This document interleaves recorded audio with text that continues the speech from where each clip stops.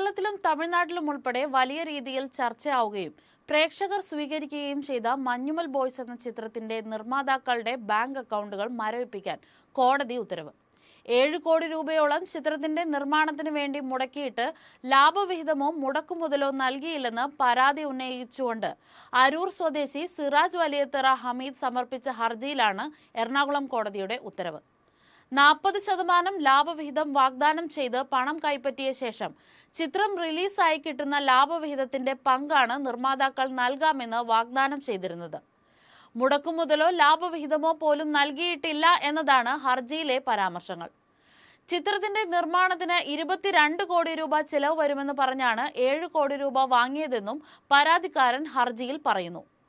പല കളക്ഷൻ റെക്കോർഡുകളും ഭേദിച്ചുകൊണ്ട് ആഗോളതലത്തിൽ ഇതുവരെ 222 കോടി രൂപയുടെ മുകളിൽ കളക്ഷൻ നേടിയിട്ടും തന്നെ കബളിപ്പിച്ചു എന്നുകൂടി പറഞ്ഞുകൊണ്ടാണ് നിയമ പോരാട്ടത്തിന് സിറാജ് ഒരുങ്ങുന്നത്.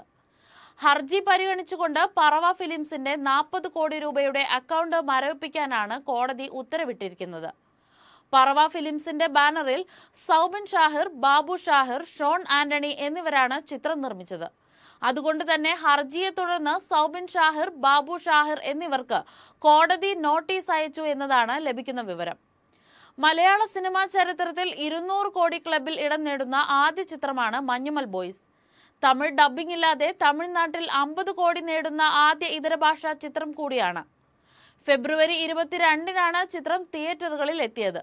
റിലീസായി 2 മാസം പൂർത്തിയാകാൻ പോകുന്ന വേളയിലും തിയേറ്ററുകളിൽ നിന്ന് മികച്ച പ്രേക്ഷക പിന്തുണ തന്നെയാണ് ലഭിക്കുന്നത്.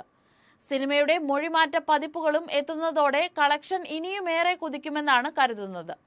2006-ൽ കൊടൈക്കനാലിൽ നടന്ന യഥാർത്ഥ സംഭവത്തെ ആസ്പദമാക്കിയാണ് ചിത്രം ഉടലെടുത്തത്. സൗബിൻ ഷാഹിർ, ശ്രീനാഥ് ബാസി, ബാലു വർഗീസ്, ഗണപതി, ലാൽ ജൂനിയർ, ചന്തു സലീം കുമാർ, അഭിറാം രാധാകൃഷ്ണൻ, ദീപക് പറമ്പോൾ, ഖാലിദ് റഹ്മാൻ, അരുൺ കുര്യൻ, വിഷ്ണു രഘു തുടങ്ങിയവർ കേന്ദ്ര കഥാപാത്രങ്ങളെ അവതരിപ്പിച്ച മഞ്ഞുമൽ ബോയ്സ് കേരളത്തിലും തമിഴ്നാട്ടിലുമായാണ് ചിത്രീകരിച്ചത്.